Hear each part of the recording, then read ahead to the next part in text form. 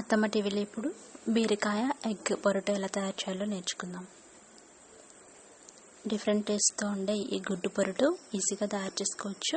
దీని తయారీకి కావాల్సిన పదార్థాలు: లేతగా ఉన్న బీరకాయలు 1/2 కేజీ తీసుకోండి. వాటిని శుభ్రంగా కడిగి పీల్ చేసి ఈ విధంగా ముక్కలుగా కట్ చేసి పెట్టుకోవాలి. గుడ్లు 2,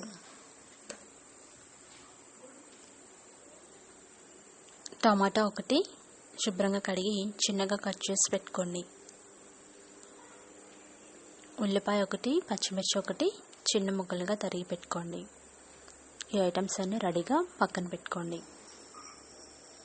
కూర వండుకోవడానికి ముందే ఐటమ్స్ అన్నీ సిద్ధంగా పెట్టుకుంటే కూర వండుకోవడం ఈజీగా ఉంటుంది. కారం 2 టీ స్పూన్లు, ఉప్పు రుచికి సరిపడా, నూనె 2 టీ స్పూన్లు, అల్లం చిన్న ముక్క, కరివేపాకు 2 రెమ్మలు, తాలింపు గింజలు 1 టీ స్పూన్, జీలకర్ర 1/2 టీ స్పూన్. ఇప్పుడు తయారీ విధానం చూద్దాం. ముందుగా బాండి పెట్టి వేడి చేయండి. తర్వాత నూనె వేసి వేడి చేయండి. నూనె వేడైన తర్వాత కొద్దిగా తాలింపు గింజలు, అవి కాస్త వేగిన తర్వాత జీలకర్ర వేసి వేయించండి. తర్వాత కరివేపాకు వేసి వేయించండి. ఇప్పుడు అందులో సన్నగా తరిగి పెట్టుకున్న ఉల్లిపాయ, పచ్చిమిర్చి ముక్కలు వేసి వేయించాలి. ఇవి మెత్తబడేంత వరకు మీడియం ఫ్లేమ్లో పెట్టి వేయించండి. ఇవి మెత్తబడినాయి కదా, ఇప్పుడు అందులో అల్లం కాస్త దంచుకొని వేయండి.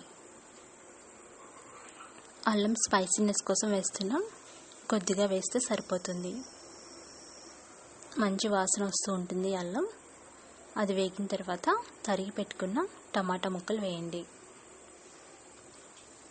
ఈ టమాటా ముక్కలు వేసిన తర్వాత మెత్తబడేంత వరకు 2 నిమిషాల పాటు మీడియం ఫ్లేమ్లో పెట్టి వేయించుకోవాలి.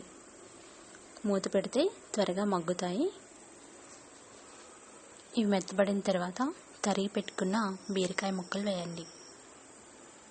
బీరకాయలో అంతా వాటర్ ఉంటుంది కాబట్టి వాటర్ వేయాల్సిన అవసరం లేదు. బీరకాయ ముక్కలు చిన్నగా కట్ చేసుకొని ఈ విధంగా వేసి 10 నిమిషాల పాటు ఫ్రై చేసుకోవాలి. అందులో వాటర్ అంతా వస్తుంది కదా, అదంతా ఇంకిపోయేంత వరకు ఫ్రై చేసి తర్వాత అందులో ఉప్పు, కారం వేసుకోండి. ఇవి వేసి మరో 5 నిమిషాలు వేయించాలి.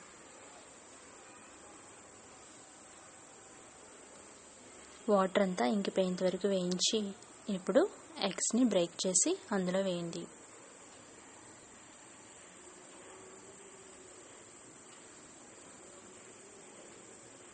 రెండు ఎగ్స్ బ్రేక్ చేసి వేసిన తర్వాత దాన్ని వెంటనే తిప్పకుండా అలాగే కాసేపు వేయించాలి.